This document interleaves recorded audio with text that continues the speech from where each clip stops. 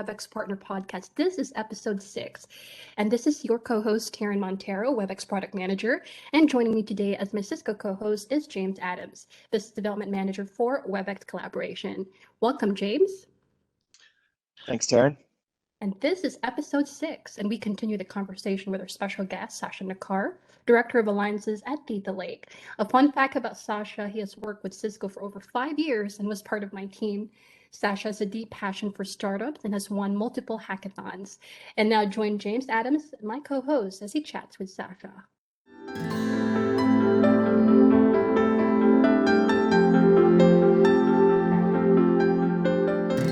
Sacha, thanks for joining us. Hey, I want to start by asking you a few fun questions about yourself, so our audience can get to know you. Anybody that hears your voice maybe for the first time is going to wonder where are you from, where you grew up, what's your favorite city? Yeah, that's right. Favorite city is a big one because starting from the beginning, as you can hear from my accent right now. I speak French. I'm actually from Belgium, from Brussels. So I would say being born there, it's definitely one of my favorite cities for very special reasons. But I've lived in London, Hong Kong, Boston, San Francisco, and I now live in the Miami area in Florida. So interesting. All of these cities hold a very special place in my heart for very different reasons.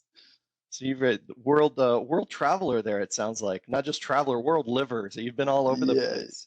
It was a recent move. I seem to remember last time I saw you, you were in the Bay Area, but you moved to the Miami area not too long ago. Was that difficult for you to adjust to? I mean, that seems like a big move. What do you like best about your new location there? Yeah, it's true. Actually, we were in the Bay Area for about my entire tenure at Cisco, so about 5 years, a little bit more than 5 years, and then we relocated to Florida last August, and it's been very pleasant in general. I'd say the things I love the most about it is really one, the warmth, the growing tech scene that's there, whether it's crypto or a lot of people like me, I guess, relocating to Florida.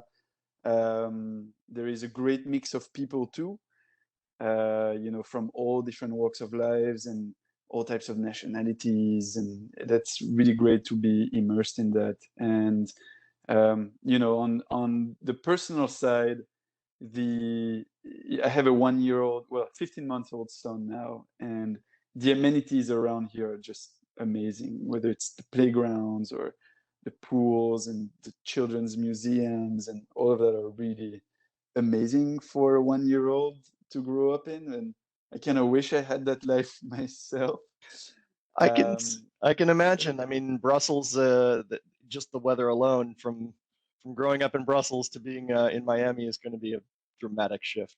Yeah, I mean, I'd say the most difficult thing I had to adjust to is, if not the heat, because I come from a very cold country initially, it's probably the rent. I thought I was moving to Florida, escaping the crazy rents in the Bay Area, but actually it's pretty crazy over here now. So I guess there's no adjustment there to have. Not at all. Well, I did a little research. I looked you up on your LinkedIn profile. I saw that you liked surfing. Now, again, coming from Brussels, you mentioned Paris, you mentioned London, not surfing hotspots. Although Miami, you're getting a little closer to the beach. What's your favorite beach? Where is your favorite place to have surfed so far in your world travels? Yeah, no, I totally, I get that coming from all these places. You wouldn't expect me to be big into surfing, but I grew up. I grew up in water sports in general. So we have the North Sea in Belgium. I was kite surfing, windsurfing, wakeboarding. I was a big swimmer too. And when I finally moved to the Bay Area, I thought I'm definitely getting into surfing. And since then, I surfed all over the coast, the west coast of the US. I surfed in Canada as well. I surfed in Latin America too. I surfed in Sri Lanka. So I've surfed a lot of beautiful beaches. I'd say one that holds a big special place in my heart is I got the chance to live in the marina in San Francisco, basically during the lockdowns, during the pandemic. And I was a 10-minute bike ride to the iconic San Francisco bridge, the Golden Gate Bridge. And I basically surfed it every morning. And it was one of the craziest view. You can see the bridge, you can see the Bray Bridge as well, Marine Headlands, Alcatraz, Transamerica Bay, Pyramid. It's kind of a special place to surf. So I'd say that's my favorite one by far. I can see that. I can see that. Every time I drive by and I see kite surfers out there in the bay, I think what a great place to be. How brave they must be, not just from the cold and the great white sharks that love to swim in that area, but just for the setting. That's great. Hey, let's transition now. I want to ask you a few questions about Theta Lake, because after all, that's why we're here, right? So, take us back to the beginning. How did Theta Lake and Cisco originally get together? Were you around then? Yeah, so actually it's really funny because I was on the other side at that time. I was working, well, in your team with Justin and that whole gang. And I remember, one of the first things I saw was one of these cool videos that Theta Lake had for their demos, where they were showing that famous piece of paper on the screen demo, and I thought, whoa, what a cool integration. And Theta Lake had been around for a little while, and by then I think it was around October 2019, if not even earlier. They were working on that integration with Webex for one of their joint customers. And so by October of that year, they had this super cool demo that they were showcasing. And I remember being on that other side and helping out with some of the API questions here and there, getting some introduction into the Webex PU, all the fun stuff that James does on his day-to-day. And then shortly after that, the year after, Theta Lake raised their Series A. I think it was also in October of 2020. And then and so with participation of Cisco Investments, and then they got onto the GPL. And so that relationship started, rapidly expanding, and really accelerated thanks to the GPL edition. And then fast forward now to 2021, towards the end of the year, they've expanded their integration with Webex to include, all of the ecoms, the transcripts, and the selective archive, ecoms archiving. And then I joined a month later in November to be part of that great adventure. I remember my first exposure to Theta Lake, and I was. It's funny that you should mention that you saw the demo and were really impressed. It doesn't. The Theta Lake doesn't come across nearly so well in slides as it does in a live demo or a video presentation demo of what you can do. I remember interacting with I think Anthony at Early Impact in 2018 or 2019 in one of those rooftop Las Vegas sessions that was 100 degrees out, and I didn't quite get it as much as he described it to me. I really didn't get it until I saw the demo video. So for any of our listeners out there, I suggest you take a minute to find a demonstration of Theta Lake, or ask Sacha to give you one, because it really is much more impressive in a real-time demo than it is looking at slideware. That's a great story about how you were able to transition across. Are you able to tell us a little bit about some of the new features, like recently? What are the benefits, and that Theta Lake's brought most recently? Yeah, so keeping it at a high level, what we do, what we originally do, and then I'll segue to some of these new capabilities. In a nutshell, if you haven't heard about us before, we do compliance and security for modern collaboration, and for Webex specifically as well. So one of these two things, the compliance side, we basically plug in straight to these collaboration platforms APIs to capture everything that is the meetings, the messages, the transcripts, files, whiteboards, polls, and much more. We also integrate with other video CMS platforms and file sharing platforms as well. And then we just offer a sort of real-time search engine for e-discovery based on Elasticsearch that helps you look through all of these communications in a super fast and super easy to find manner.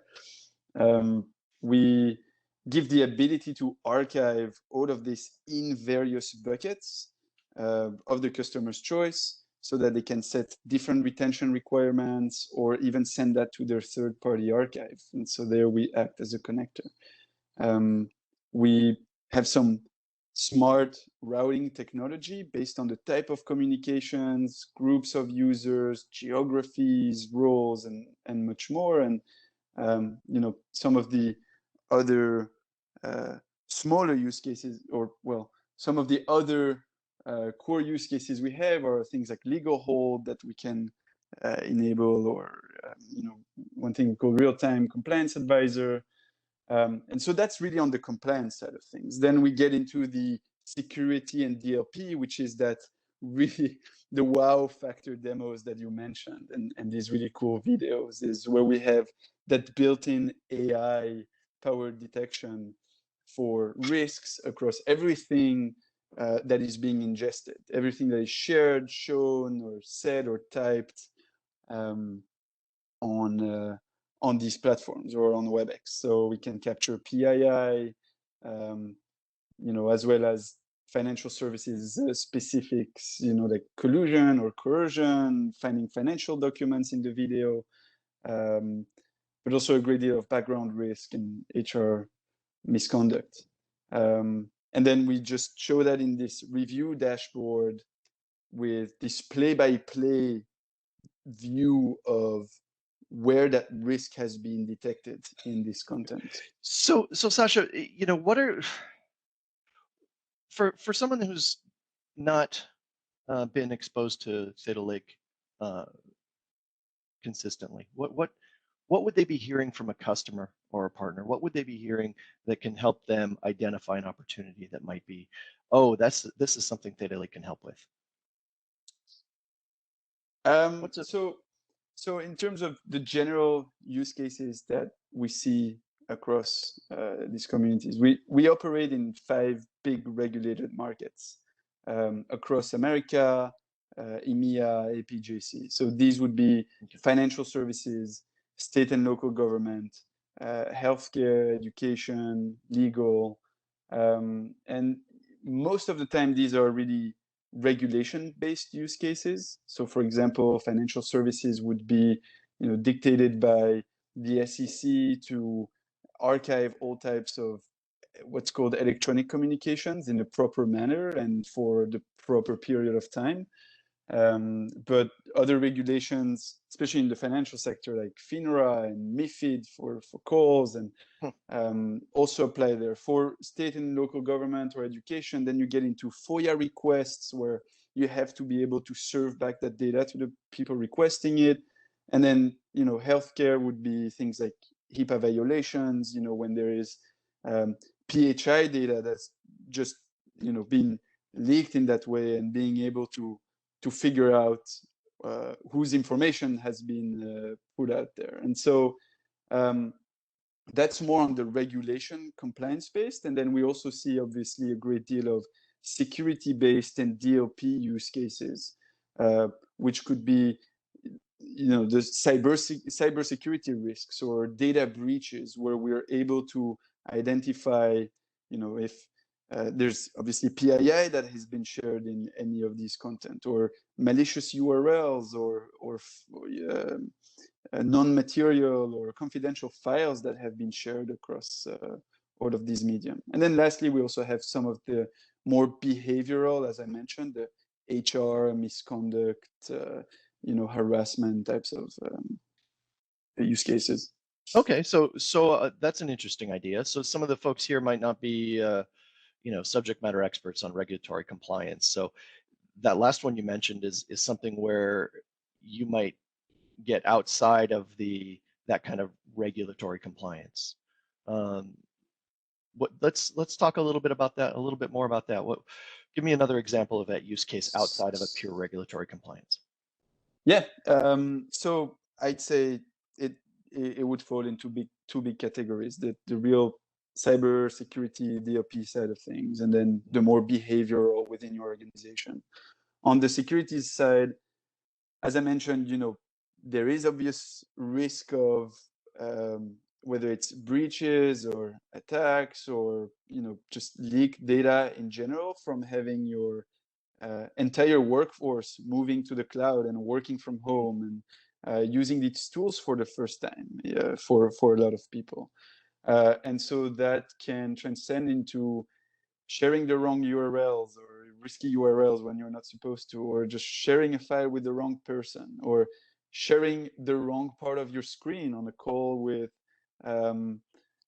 someone that might have been external, or just generally leaking data that could be used by either hackers or social engineers that may be used for either breaches or ransomware. And so that some of the things we can help with is detecting across all of these mediums of communication, whether it's messages or the meeting itself or in the calls, what kind of information has been shared, and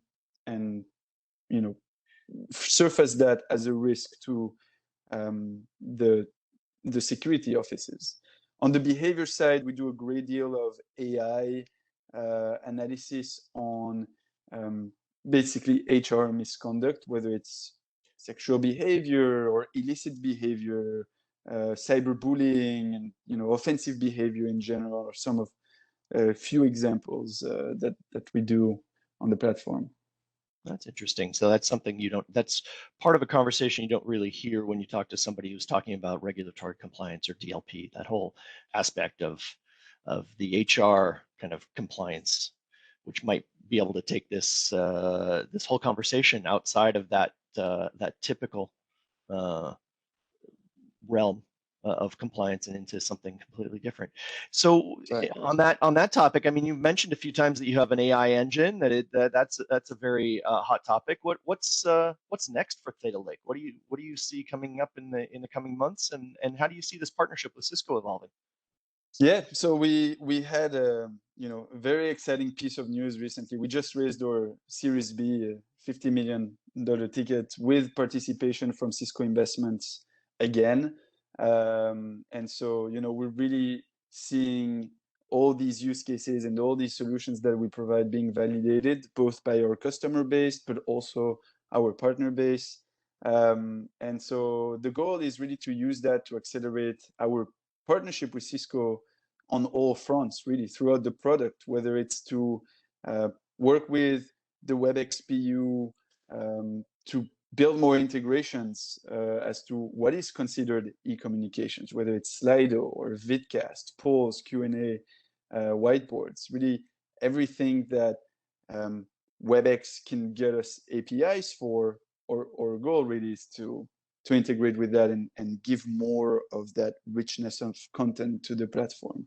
But then obviously we want to accelerate also the marketing and the sales alignment as to how we work together. We are on the GPL after all.